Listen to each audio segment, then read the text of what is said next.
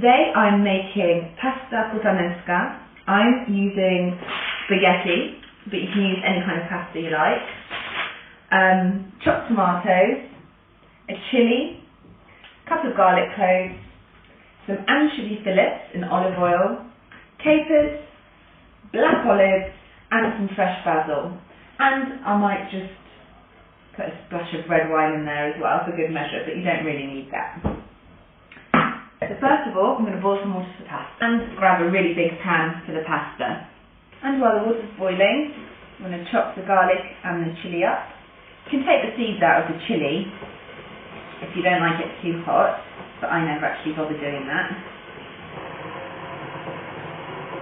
I like to use about 120 grams of pasta per person, because that's a nice generous portion. Of course I don't measure anything out, I just use about half a 500 gram packet, put lots of salt in there, and cover with plenty of hot water, and bring it back to the boil, and cover it up as well. Now I'm going to start on the sauce.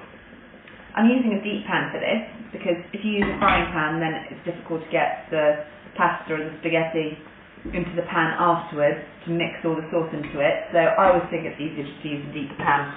Put the heat on, and stick the anchovies in there with the oil and everything.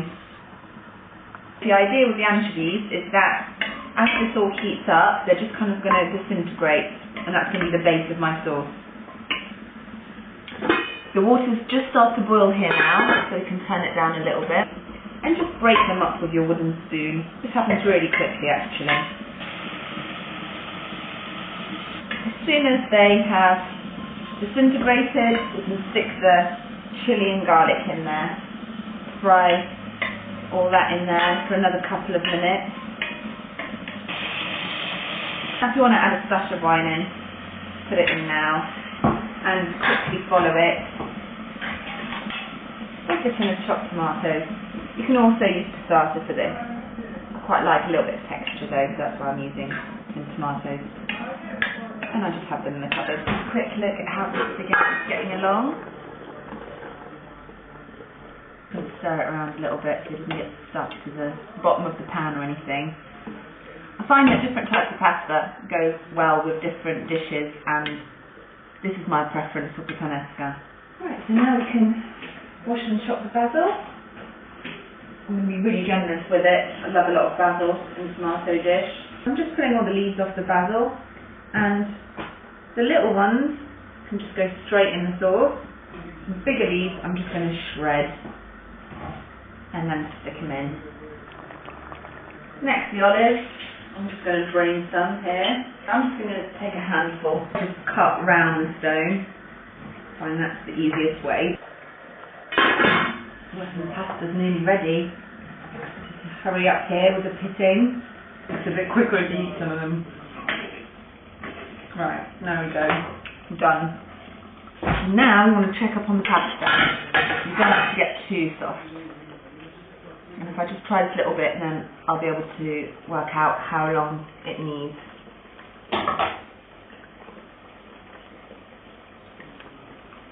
It's actually ready. Drain it.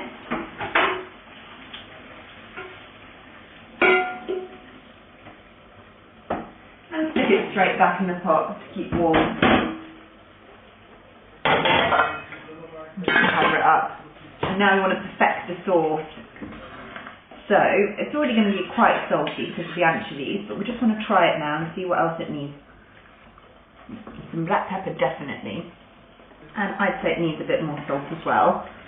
And you could put a pinch of sugar in there as well. Just the capers left. So we're going to drain them. Not all of them, just half a jar. And stick them in. And after about another 2 minutes of cooking time, we can mix the spaghetti in with the sauce. Once you've mixed it in thoroughly, it's ready to serve. Spaghetti putanesca.